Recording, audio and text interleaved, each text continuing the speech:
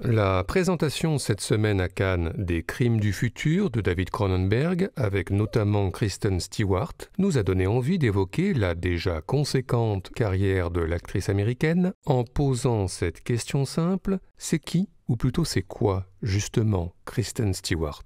Voici notre réponse subjective en 10 petites madeleines. Kristen Stewart, ce sont tout d'abord de premières apparitions à l'écran, enfant, au carrefour des années 2000, notamment dans une comédie familiale de Brian Levant ou dans un film indépendant avec Glenn Close, avant la révélation Panic Room de David Fincher en 2002 à l'âge de 12 ans. Kristen Stewart y incarne la fille de Jodie Foster, emménageant avec sa mère dans un luxueux appartement new-yorkais, avant l'intrusion de cambrioleurs déterminés, emmenés notamment par Jared Leto, alors la fuite dans l'ascenseur. That room. The panic room. No, you gotta press emergency stop. Et le repli vers la Panic Room.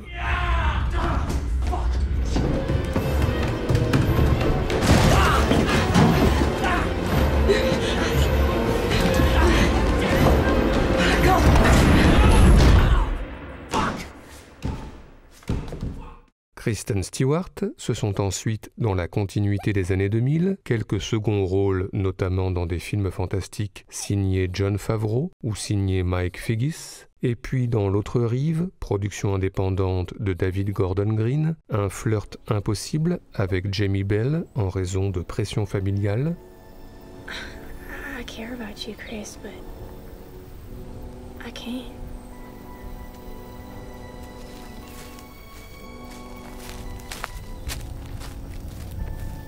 Et enfin en 2007, dans Into the Wild de Sean Penn, un flirt cette fois possible avec Emile Hirsch, avec de premiers regards, elle sur scène, lui dans le public, puis les premiers échanges timides, et enfin le retour sur scène en duo, lui au piano, elle à la guitare et au chant.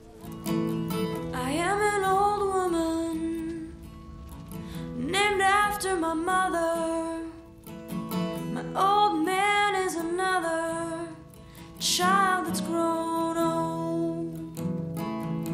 If dreams were thunder, and lightning was desire, this old house would have burnt down a long time ago. Kristen Stewart, c'est ensuite un second rôle dans une comédie de Barry Levinson et une apparition dans un film d'action de Doug Liman, et puis en 2008, un film qui va tout changer et transformer Kristen Stewart en star de cinéma, Twilight de Catherine Hardwicke, adapté des romans de Stephenie Meyer. Kristen Stewart y est Bella Swan, jeune lycéenne à la première arrivée remarquée, puis les premiers regards intenses avec le mystérieux Robert Pattinson, alias Edward Cullen, avant les premiers rapprochements dans l'herbe sur les notes au piano de Carter Burwell,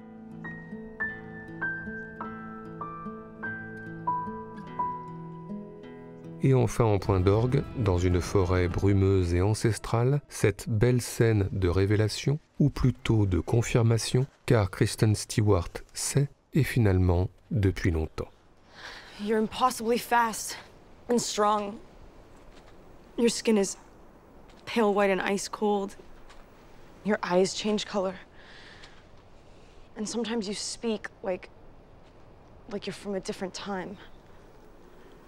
You never eat or drink anything. You don't go out in the sunlight. How old are you? 17. How long have you been 17? A while. Kristen Stewart, c'est ensuite, dans la foulée, un grand film, et on ne le dit pas assez, Adventureland de Greg Mottola. Soit Jesse Eisenberg, nouvel employé saisonnier dans une fête foraine, qui va tomber amoureux de Kristen Stewart, notamment aux autotamponneuses, sur Just Like Heaven des Cure,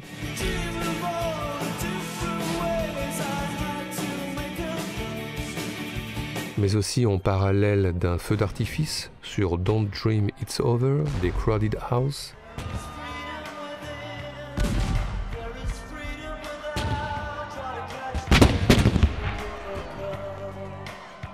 avant de concrétiser en voiture sur le Pale Blue Eyes du Velvet Underground, scène culte qui nous fait penser que Jesse Eisenberg et Kristen Stewart forment décidément un très joli couple de cinéma. Sometimes I feel so happy. Sometimes I feel so sad. Sometimes I feel so happy. But mostly you just make me mad. Baby, you just make me mad. Linger on, your pale blue eyes.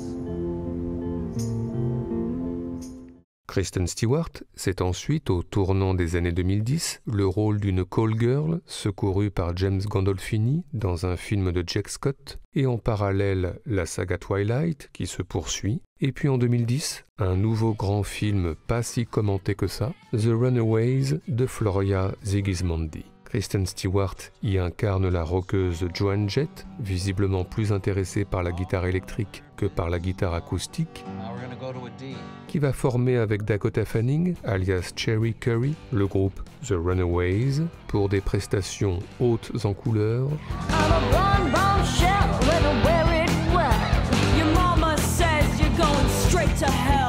et puis en point d'orgue, un baiser écarlate pour l'éternité sur le I Wanna Be Your Dog des Stooges, qui nous fait penser que Kristen Stewart et Dakota Fanning forment elles aussi un très joli couple de cinéma.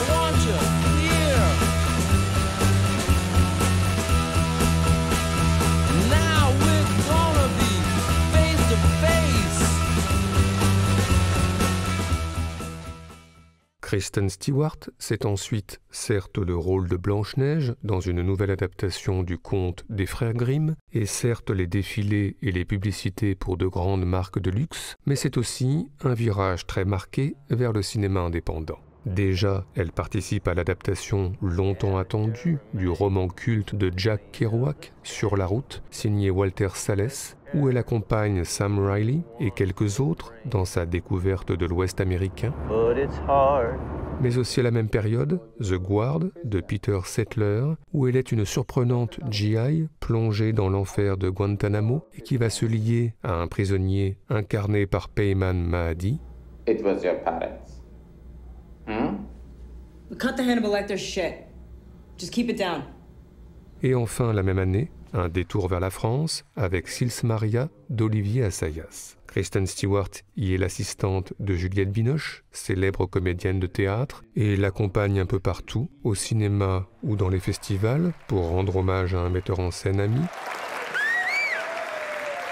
en train ou en voiture pour une mise au vert en Suisse, avant les répétitions d'une pièce de théâtre au petit déjeuner,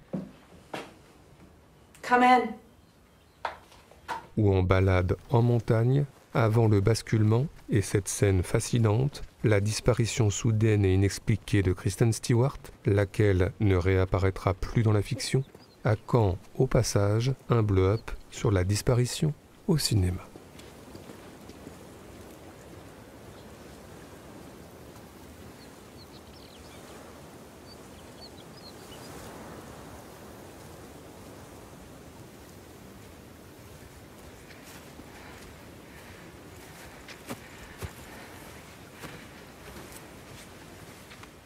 Kristen Stewart, c'est ensuite, dans la continuité des années 2010, une fiction dystopique signée Drake Doremus et un drame aux côtés de Julianne Moore, atteinte de la maladie d'Alzheimer. Et puis au même moment, le court-métrage Once and Forever, signé Karl Lagerfeld, mais oui, où elle incarne une actrice incarnant Coco Chanel, un court-métrage plutôt chic, surtout quand retentit la musique des Stinky Toys. Et puis au même moment, Café Society de Woody Allen, où elle retrouve Jesse Eisenberg, mais cette fois dans le Hollywood des années 30, et des retrouvailles Jesse et Kristen oblige très jolies. So where should we start? Well, I was thinking maybe the Beverly Hills homes, all the fancy schmancy movie stars owned. Great, I'm game. Enfin en 2016, un nouveau film d'Olivier Assayas, qu'elle porte cette fois de la première à la dernière image, Personal Shopper. Soit Kristen Stewart, Personal Shopper donc, qui s'intéresse au spiritisme après la mort de son frère jumeau, et dont le quotidien va bientôt basculer dans l'étrange, avec notamment d'inquiétants SMS d'origine inconnue, mais surtout la découverte de demeures peut-être bel et bien hantées.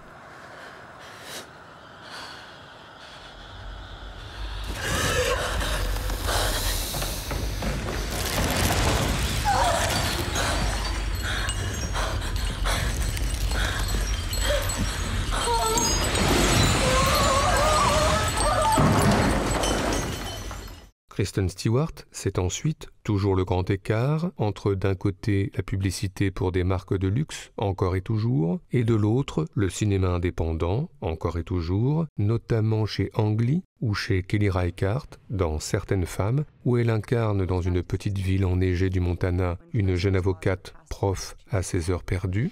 By 1918, all states had passed such legislation. Et puis un détour vers les clips, en tant qu'actrice, à fond les ballons, pour la chanson Ride Them On Down des Rolling Stones.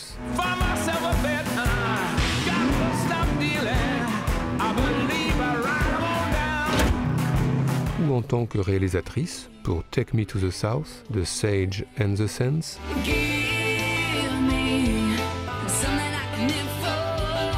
Et puis toujours la réalisation, avec cet étonnant court-métrage quasi expérimental, Come Swim, découvert au Festival de Cannes en 2017, avec ce personnage insomniaque, hanté par des voix intérieures et par des images d'eau, dans une ambiance sonore impressionnante, conçue par Annie Clark, alias Saint-Vincent.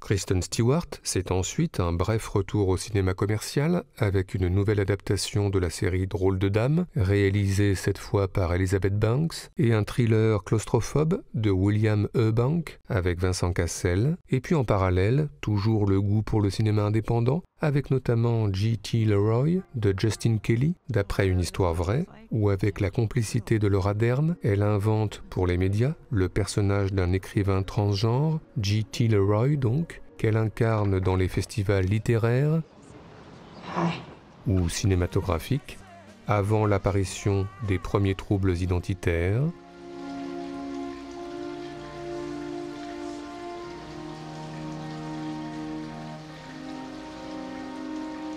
Et enfin au même moment, d'autres troubles identitaires dans le Seberg de Benedict Andrews, où elle incarne l'actrice Jean Seberg, et où l'on aperçoit le tournage de Sainte-Jeanne d'Otto Preminger, et où l'on regarde brièvement À bout de souffle de Godard. Qu'est-ce que c'est dégueulasse? Mais surtout où l'on revient sur son engagement aux côtés des Black Panthers, emmené par Hakim Jamal. Alors la machine à broyer du FBI qui se met en marche, avec photos volées et bientôt mise sur écoute, appels anonymes et ragots dans la presse, Alors, sous la pression, la personnalité et le visage de Gene Seberg qui commence à se fissurer, se craqueler, avec tout de même au téléphone un salutaire fuck you, l'un des plus retentissants que nous ayons récemment entendu au cinéma. They will come after you.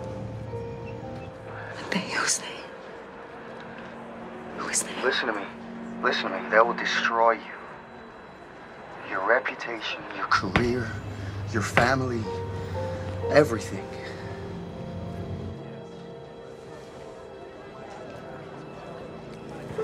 Listen to me. Fuck you. Do you hear me? I said fuck you. And fuck them too. Kristen Stewart, c'est enfin tout récemment un nouveau grand film pas si commenté que ça, Spencer, du Chilien Pablo Larraín, où elle est la princesse Diana, se rendant dans le manoir royal pour un réveillon de Noël sous tension, un film où tout dit l'emprisonnement, une arrivée en voiture à la Shining, des couloirs parcourus à la Shining aussi, et puis des rideaux cousus, une douche qui emprisonne, une robe comme un carcan, et un collier comme une laisse. Et puis une scène pour dire le décalage et les envies d'évasion d'une princesse tentée par la rébellion. Un film enfin marqué par des choix musicaux particulièrement judicieux, d'un côté de la musique classique cérémoniale pour dire la rigidité de la famille royale, et de l'autre les improvisations jazz de Johnny Greenwood pour dire les envies de liberté.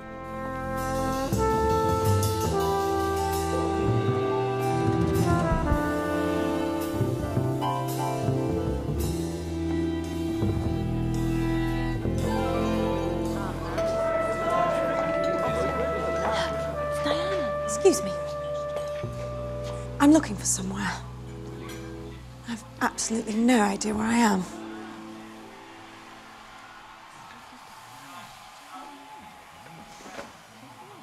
There are no signs anywhere. Where am I? Voilà, Kristen Stewart, c'est tout cela, c'est-à-dire une aversion très marquée pour le cinéma mainstream et une attirance jamais démentie pour l'indépendance, les chemins de traverse et le pas de côté, car aujourd'hui, on ne connaît pas actrice aussi starifiée, ayant autant multiplié les projets audacieux et décalés, et ce n'est pas la découverte imminente des crimes du futur de David Cronenberg qui nous contredira. À seulement 32 ans, l'avenir appartient à Kristen Stewart, avec la certitude qu'elle en fera quelque chose de singulier, de libre et de rock. Singing